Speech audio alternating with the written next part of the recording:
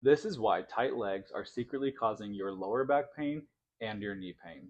There are four main muscle groups we're going to go over today. We have the quads, the hamstrings, the abductors that we call abductors, and the adductors, the adductors. And today we're going to go in depth on all four of them, and I'm also going to show you how to stretch each one of them so we can get this lower back under control. And if you've been struggling with a lot of knee pain, we're going to get that knee pain under control. I'm going to discuss what these muscles do and how them being tight can affect not only the lower back, but the knees, the ankles, and why maybe whenever you wake up in the morning, you just feel that general stiffness. But before we jump into actually how to stretch these out, let's discuss the importance of why flexibility truly matters and what the importance of mobility is. Our body is incredibly connected, and just like a shirt, if one area is tight and I pull on it, I'm going to feel it throughout the entire system. Our body works the exact same.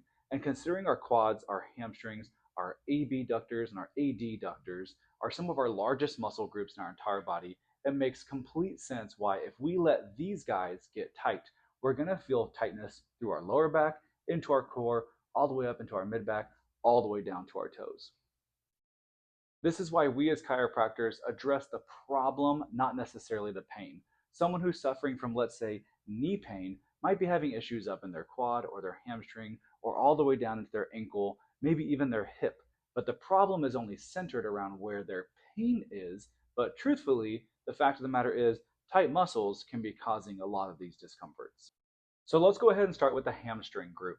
The hamstring group is the back of the legs. These go from inside of your pelvis just down your knee, and they help with our body's ability to flex our knee or pull our leg backward, just like this. So whenever we have tight hamstrings, we can experience lower back pain, hip pain, knee pain, and even calf pain sometimes. Whenever these hamstrings are tight and they don't allow for full flexibility of the hips, then that's when the lower back takes over. So even some of our most routine things that we do, like bending slightly over in order to pick up things off the floor, maybe even doing dishes, puts more strain on the lower back because we simply have some hamstring tightness that's inhibiting everything, and now our lower back is having to truly do most of the lifting for us. At this moment, I'm going to take a second to go over a great hamstring stretch. Find yourself a nice doorway, one that sits like this. Maybe you have an open area in your house where you have this nice corner. The right leg that we are going to go ahead and keep comfortable today is going to be the one that dictates how big of a stretch this is. Now notice my left leg is fully relaxed up against the wall. I feel a nice deep stretch into this hamstring. I'm going to use this right leg. As I drop it down, I'm going to notice the stretch in this left hamstring getting more and more intense as I level out my pelvis on the floor. Again, because these muscles attach to the pelvis, as we rotate that pelvis, that's when we're going to feel the most tension on that hamstring. If it's too intense, simply bring up that right leg just like this again. The eventual goal is to get our glutes or our bottoms as close to the floor as possible. So eventually, it'll eventually look like this. Glute completely up against the wall. Our leg is nice and relaxed. We have a good deep stretch in this hamstring. And now I'm just simply using this leg to dictate the amount of stretch. Leg fully down is the most, and fully up is the nice relaxed version. So now let's move on to the quadriceps. These are the muscles in the front of the leg. One of them, the rectus femoris, actually travels over the knee and across the entire hip.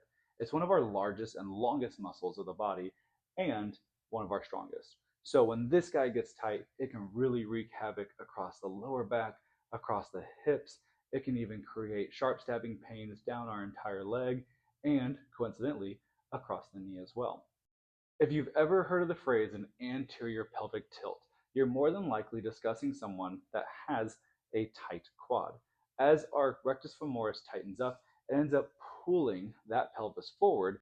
If you see our previous video where we go over the glutes, the piriformis, and the psoas, those are three most commonly causing lower back pain muscles. But the quads and the hamstrings can sometimes play a huge factor considering how large these muscle groups are and the fact that they do attach directly to the pelvis.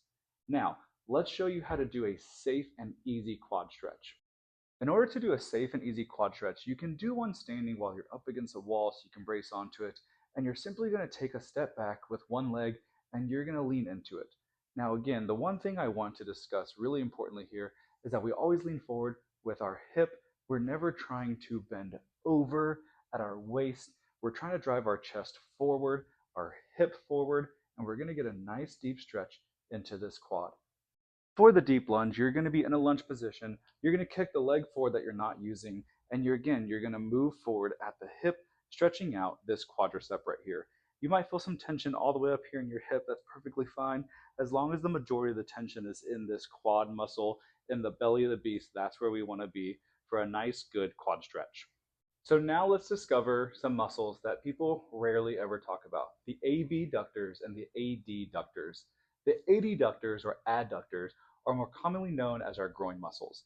The abductors are on the outside. Those are our abductors.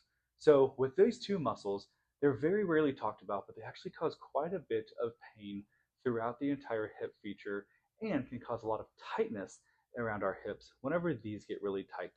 The most common thing people complain about with the adductors and the abductors is groin pain, groin tightness. Maybe you pulled your groin muscle, people will say. And most commonly with the abductors or the abductors, we're going to experience some glute tightness, maybe a little bit of what's called TFL syndrome or the tensor fascia lata muscle, which is a really, really small muscle. It sits about right here, and the rest of it becomes our IT band, is what we most generally refer to this as. You might have heard people say my IT band is tight, or they have a massager and they massage that area out. I'm here to show you some really simple stretches in order to get the adductors or those groin muscles stretched out along with the abductors. So for these, we're going to go onto the floor. So join me on the floor for these. All right, I hope we're all really comfortable while we're on the floor to stretch out these muscles. Now the adductors or our groin muscles are most commonly stretched out just simply doing a good butterfly stretch. If a butterfly stretch is really hard for you, you can start by just being in a crisscross applesauce and putting a little bit of pressure on your knees and leaning forward with your chest, just like this. The next one is going to be the butterfly stretch. The butterfly stretch, as you can see, my feet are together side by side. I'm putting a little bit of pressure with my elbows. I'm holding onto my ankles. I'm going to lean forward, chest going forward, and applying just a little bit of pressure onto my legs. Now there is one more that's called a frog leg position. So this is going to be for our more advanced people. If you are a beginner stretcher, I do not recommend the frog leg, but let's go ahead and show you guys just in case you want to try it out. So for the frog leg position, we're simply going to take one leg at a time and we're going to anchor it all the way up right here. As you notice, this is going to be a nice deep stretch right here into this inner thigh. And if you want, you can even take your leg and you can swivel it up just a tiny bit as I'm doing here. This will add a little bit of extra stretch right into that region. But for the most part, simply sitting here and driving that pelvis down into the ground is going to be a great adductor or groin stretch. All right, so we've gotten 3 of the 4 main muscles worked out. The last one is the abductors or those side legs. For this one, there's 2 different forms that we're going to learn. One of them is on the floor and one of them is right on top of a table or a chair. So I'm going to show you the one that's on the floor first since we're already down here. So let's join me for the AB or abductor stretches now. So for the abductor stretch, if you notice, my leg is kind of sitting at a nice angle right here. My foot is off to the side. This is called a pigeon pose in yoga. If you do want to look this up, if you can't quite see exactly what I'm doing here. The goal is to drive the hip forward and to eventually come down to your elbows. Now again, this is a more advanced stretch for individuals. There's a nicer and easier version we're going to do on the chair. So let's go ahead and go to the chair so we can see that one next. You're going to be in a figure 4, a little bit of pressure up against that hip right there, driving that chest perfectly forward. You're going to feel a nice stretch in the lateral leg, which is the outside of the leg, and this is going to be that abductor stretch. So as you can see, once we put the quads, the hamstrings, the abductors, and those adductor groin muscles together, we can start to realize that sometimes maybe the pain that starts in the knee or the pain that starts in the hip or even the lower back might not be actually from those regions, but from these muscles right here. So if you have been dealing with lower back pain, hip pain, knee pain, or maybe even some groin discomfort, don't just simply look at the area of complaint. Take a look at the entire leg altogether and ask yourself, am I stretching? Am I flexible? Am I mobile in these regions? If you know someone who's dealing with lower back pain, hip pain, or even knee pain, please, I urge you, go ahead and follow this page for them. Show them this video so that way we can all be longevity flexible.